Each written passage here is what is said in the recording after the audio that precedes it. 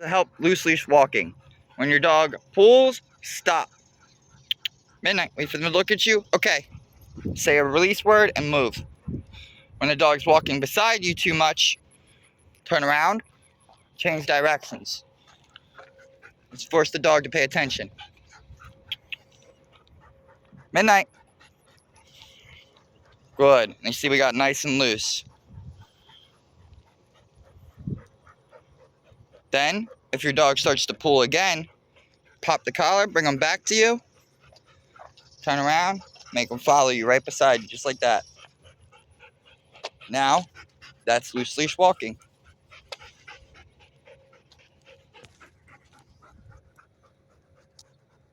This way. Then you can use commands like this way to give the dog a heads up that you're going in a direction. Good job. Just waiting on that food, that treat. It's like I'm doing what I'm supposed to. Yes, that check-in. Mark and reward when a dog checks in with you. That's the dog looking to you to say, hey, am I doing a good job? Am I doing right? What's going on here? If you need to, give a little collar pop. Once you teach the dog leash pressure, that means pressure means come to me, like that. Then the dog should understand. 2 pops back means slow down. She's doing very good.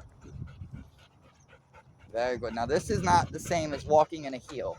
This is loose leash walking. She's allowed to go ahead of me. She's allowed to go in a 360 degrees around me, but the leash has to be loose. She can't be pulling at things. That is the stipulation. Now, walking heel, I have videos on that. That's a little different. You want to put the dog to your side, use a heel command, and double tap pop when the dog goes to pull forward, giving that signal, hey, I need you to come back a little bit here. And this is what you should get.